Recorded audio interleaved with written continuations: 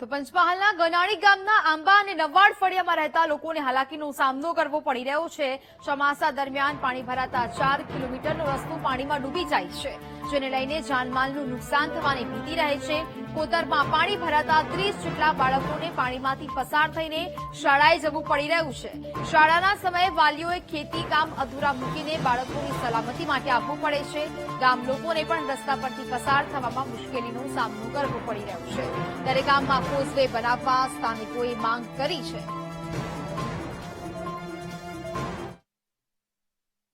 આ સાતમમાં ફળિયું છે। હું સાતમમાં ફળિયામાં રહું છું અને અત્યારે હું 10મા ધોરણમાં અભ્યાસ કરું છું અને પહેલા ધોરણમાંથી જ હું અભ્યાસ કરું છું, પણ અમને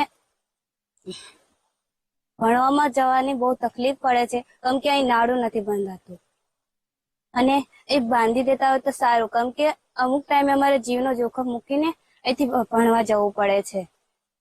એના કારણે અમે સરકારને પણ કોઈ દોષી નહીં કરતા, પણ અમને નાળું એટલું બાંધેલું અને લાઇટ બિલ તે બી મહિનામાં 15 દિવસ જ આવે છે, સારું આવતું નથી। એમાં ભણવામાં બી અમને તકલીફ પડે છે અને અમને એટલી સુવિધા કરી આપો। આ ગમાણી ગામ છે અને 7 આંબા ફળિયું છે અને અહીંયા રસ્તાની બહુ જ જરૂર છે અને અહીંયા નાળું બી નહીં અને આખા ગામના બધાને જ તકલીફ વધારે પડે છે, કેમ કે અહીંયા સમસાણ અહીંયા અમારી બાજુ જ આવેલું છે, અહીંયા ખૂણામાં રહેલું છે, એટલે બધાને જ બહુ તકલીફ પડે છે અહીંયા માટે આવવા માટે, એટલે રસ્તાની બહુ જ જરૂર છે।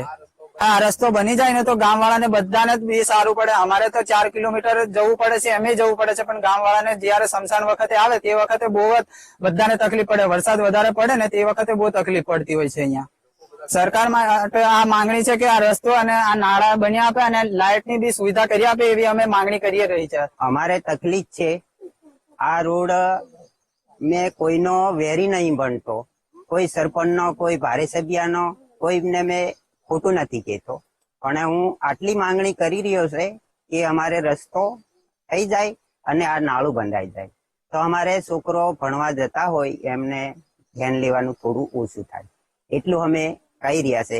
અને રોડે નીકળવાનું અમારે 4 કિલોમીટર થાય છે, એટલે આ બાળકોને અમારે થોડું આટલી તકલીફ વધારે છે અને કોઈ બીમાર હોય તો અમારે જોડી કરીને 4 કિલોમીટર લઈ જવાનું થાય છે। એટલે આ હું એટલું સરકારને કહું છું કે આટલો રોડ બની જતો હોય તો સારું। આ મુહૂર્ત એનું થયું છે, પણ કઈ અટક્યું છે એ આપણને ખબર નથી।